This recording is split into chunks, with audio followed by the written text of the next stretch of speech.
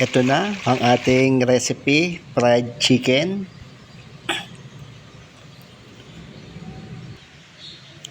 Ang unang gagawin natin, lalamasin natin yung manok sa asin para mawala yung lansa. Ito naman ay optional lang yung paglamas ng asin. Tapos, hugasan natin sa tubig para mawala yung alat.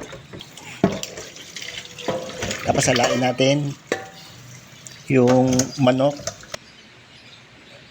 Tapos marinate lang natin. Lagyan natin ng bawang. Tapos paminta, lagyan natin. Lamasin lang natin. Tapos lagyan natin ng itlog.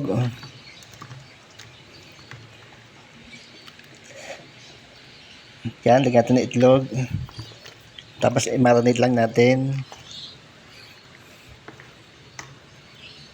Tapos lagyan natin yung tasty boy. Ito yung tasty boy, templado na to. Kaya natin lagyan ng seasoning mix. Tapos isalang natin dito sa kumukulong mantika. Yung manok naman, kapag sinalang mo sa kumukulong mantika, automatic matatanggal ang lansa niyan. Katag mo ng hugasan sa asin yung manok. Yan na ang ating fried chicken. Tara na, kain na tayo. Kung nagustuhan nyo ang aking video, paki-subscribe lang sa YouTube. Marami pong salamat.